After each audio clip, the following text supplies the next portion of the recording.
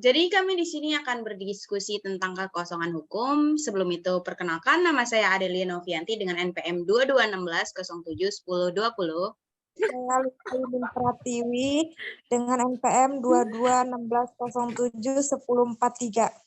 Saya Intan Safira dengan NPM 2216071024. Perkenalkan, saya Ramanda Isnaina Hanum, NPM 2216071027.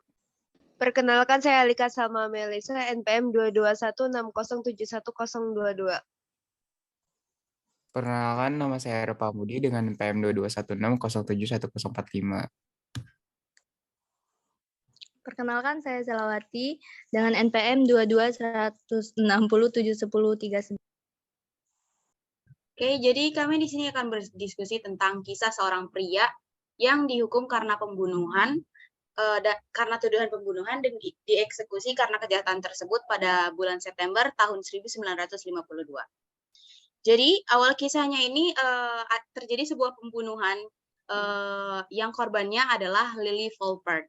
Pada tanggal 6 Maret tahun 1952,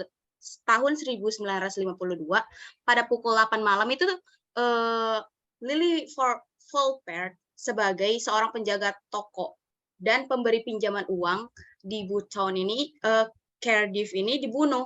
Tenggorokannya itu disayat dan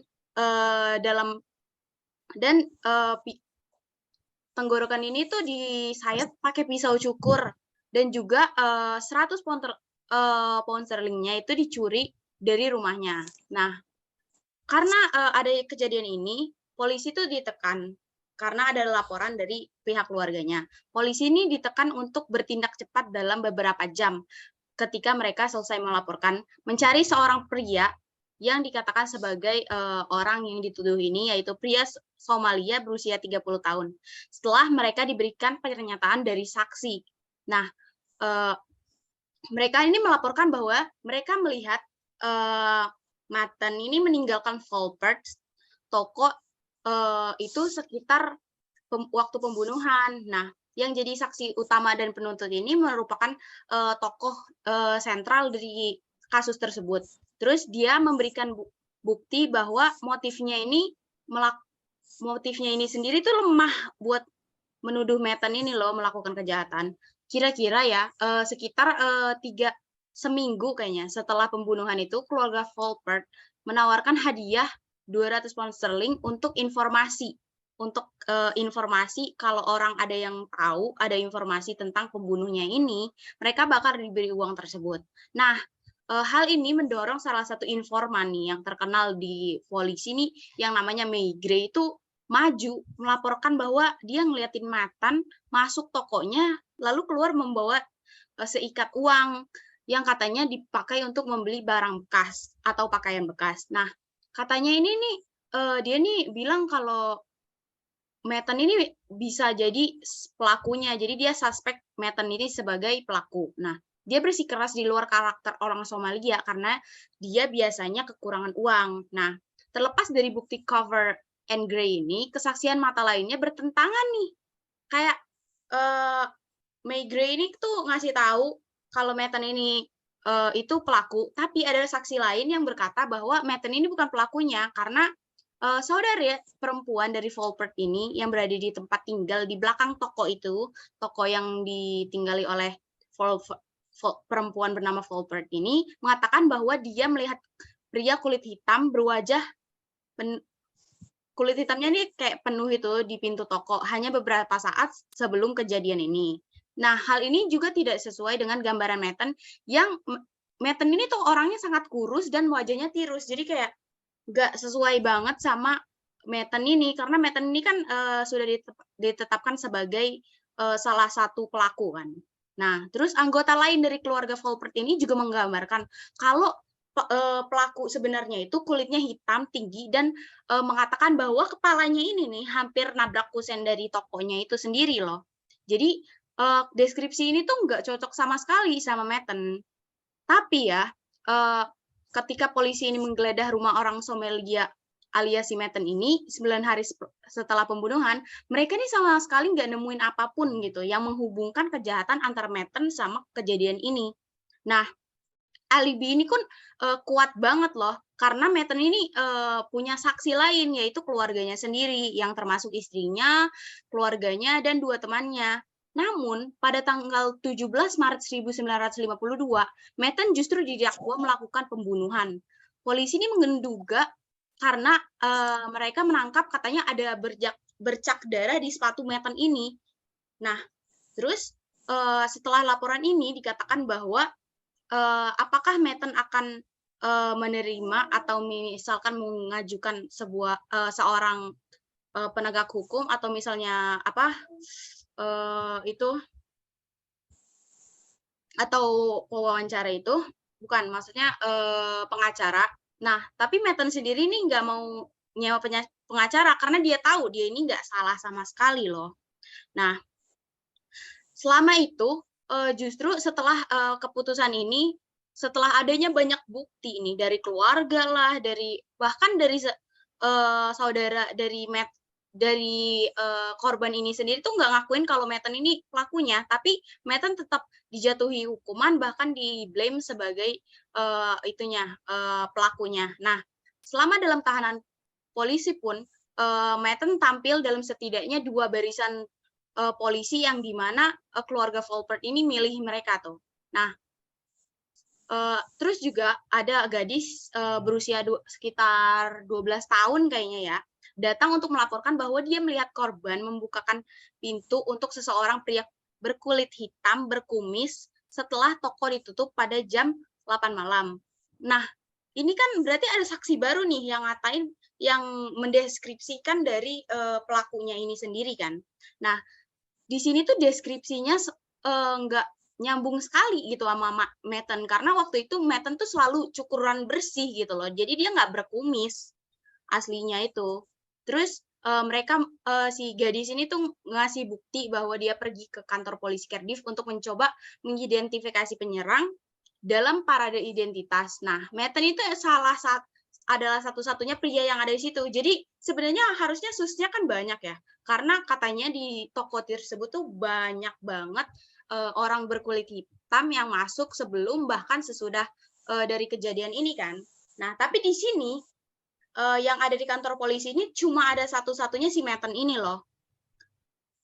Di sini kan walaupun bukti mereka tidak menunjukkan bahwa Metten ini adalah pelaku yang sebenarnya, tapi polisi di sana tuh justru memutuskan bahwa Metten ini bersalah. Nah, setelah banyaknya bukti bahwa Metten ini bukanlah tersangka yang tepat, dia tetap diadili bahkan didakwa atas pembunuhan Volpert di Swansea Assizes ini. Pembelaannya menurut standar modern pada saat itu tuh sangat buruk, dan selama persidangan 3 hari menjadi jelas bahwa keyakinan dan stereotip rasis ini akan menentukan hasilnya, karena kita tahu sendirilah kayak misalnya udah banyak bukti kalau Metten ini nggak bersalah, tapi mereka tetap blame kalau dia itu pelaku. Bahkan mereka tuh masih membicarakan Metten ini loh. Nah, terus pengacara Metten sendiri waktu itu diajuin dari keluarganya itu, yaitu Therese Roberts, menggambarkan bahwa kliennya ini tuh sebagai orang yang beradab gitu loh. Nah, bahkan istri dan teman-temannya Metten ini mendukungnya, bahwa Metten ini emang bukan pelakunya loh. Tapi setelah apa yang bisa digambarkan di persidangan ini, justru pada tanggal 24 Juli tahun 1952 ini, Metten tetap dinyatakan bersalah atas pembunuhan Lily Volpert dan dijatuhi hukuman gantung atas kejahatan ini. Nah, namun ya, orang Somalia ini lanjutin bahwa keyakinannya bahwa orang yang bersalah akan ditemukan bahwa dia tidak akan digantung. Jadi Metten ini dan istrinya serta keluarganya percaya kalau dia nggak bakal digantung karena masih banyak gitu loh bukti-bukti lain yang mengatakan bahwa dia tidak bersalah. Meski adanya banding pada tanggal 2 September itu dari laman berita di sana melaporkan bahwa Menteri Dalam Negeri telah memutuskan bahwa tidak ada penangguhan dari hukuman Metten ini. Lalu keesokan harinya pada pagi tanggal 3 September itu, setelah menghabiskan waktu bersama, Metten dibawa pergi dari selnya, lalu dibawa ke tiang gantungan di penjara Cardiff dan dieksekusi. Dan dialah orang terakhir yang digantung di Wales. Jadi Metten ini walaupun ada bukti banyak nggak bersalah, tapi dia tetap dihukum mati. Jadi bisa disimpulkan bahwasannya dari kasus ini tuh terjadi kecacatan dalam hukum juga, karena di sini tuh salah menangkap atau salah menentukan pelaku sebenarnya. Nah, di sini kita bisa lihat objeknya sendiri itu ya ini Mettennya ini, Metten yang dituduh sebagai pelaku. Nah, untuk subjeknya sendiri tuh hak hidup Metten ini loh. Kita bisa pikir aja loh, misalnya bayangin kalian kayak dari toko cuma buat beli baju, tiba-tiba dituduh jadi penjahat dan dieksekusi bahkan hingga meninggal. Padahal kalian nggak salah apa-apa gitu. Jadi kayaknya nggak etis banget kan. Nah, kekosongan hukum di sini tuh juga ada beberapa. Pada tahun itu ya, kekosongan hukum di sana tuh belum ada hukum yang mengatur tentang salah penangkapan dari pelaku. Jadi setelah terjadinya kesalahan ini, Metten tuh belum dapat apa-apa, bahkan keluarganya nggak dapat apa-apa. Namun setelah beberapa tahun, setelah si istri dari Metten ini melakukan kampanye, karena ia sangat merindukan Metten ini, justru polisi baru meminta maaf, bahkan memberikan kompensasi. Itu tuh bukannya setahun 2 tahun, tapi udah berpuluh-puluh tahun setelah kejadian itu. Kalau nggak salah itu baru dikasih kompensasi itu pada tahun 1998. Kayak gitu aja sih kalau kekosongan hukumnya. Sampai sini ada yang mau nanya nggak sih? Atau misalnya ada pendapat apa gitu? Saya. Apa tuh, Intan? Nah, kalau bagaimana jika pihak keluarga menginginkan hukum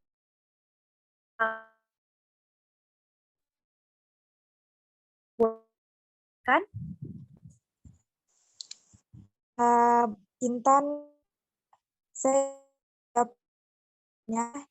kalau kata Ketua Balai Legislatif Ignatius Mulyono itu, kalau hakim salah mengambil suatu dasar hukum untuk putusannya, padahal itu nggak salah sama sekali, maka dia bisa dikenakan hukuman, termasuk hukum pidana. Jadi hukuman yang bersangkutan itu sesuai atau dengan disengaja atau enggak, tetap mengambil keputusan tersebut. Hukuman untuk terkena pasal atau belum belum bisa diketahui karena itu menurut kebijakan. Itu maaf ya kalau salah. Oke, terima kasih Lulu. Nah, bagus. Ada lagi nggak sih yang mau nanya? Kan tadi udah dijawab sama Lulu. Ada lagi nggak pertanyaannya? Kasus Muhammad ini terutamanya itu penyebab itu kan rasisme. Sebenarnya tuh di Inggris itu sendiri itu ada regulasinya nggak sih mengenai aturan mengenai rasisme pada waktu itu dan masa sekarang? Boleh jawab nggak, Yuk?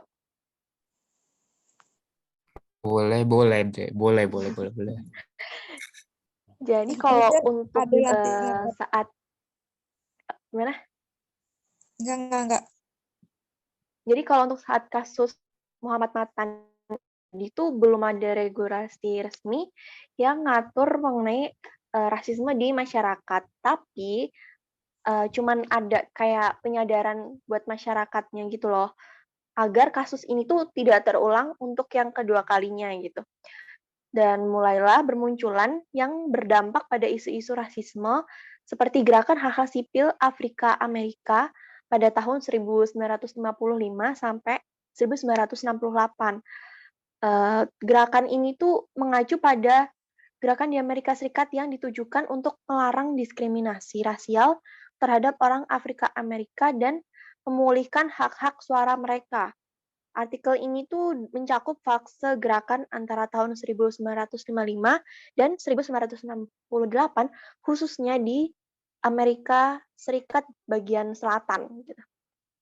Munculnya gerakan kekuatan hitam yang berlangsung dari tahun 1966 sampai 1975 itu memperluas tujuan gerakan hak-hak sipil untuk memasukkan martabat ras, swasembada ekonomi dan politik dan kebebasan dari penindasan orang Amerika berkulit putih.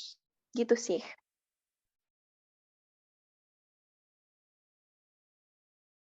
Ya, bagus sih pemaparannya. Ada lagi nggak sih? Terakhir deh kayaknya karena cukup segitu aja karena Zoom-nya udah mau mati, jadi pertanyaan terakhir. Permisi, saya juga ingin bertanya. Jadi, saya ingin bertanya, solusi apa yang seharusnya dilakukan oleh instansi penegak hukum agar kejadian salah eksekusi seperti ini tidak terulang lagi? Izin jawab ya. Karena teknologi sudah berkembang maka semakin mudah bagi para penegak hukum untuk mengetahui pelaku kejahatan dengan lebih akurat. Terus dengan teknologi seperti tes DNA, tes sidik jari, kartu identitas, dan lain-lain.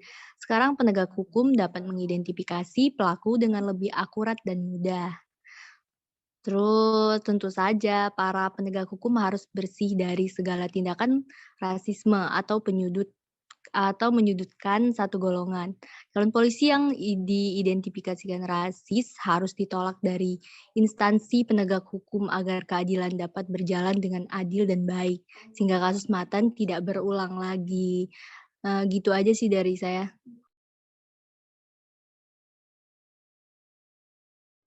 Oke, karena semua udah terjawab, jadi kayaknya diskusinya sampai sini aja ya. Makasih. Pendapatnya bagus-bagus juga dan pertanyaannya juga bagus. Jadi udah sekian dari kami, kurang lebihnya mohon maaf.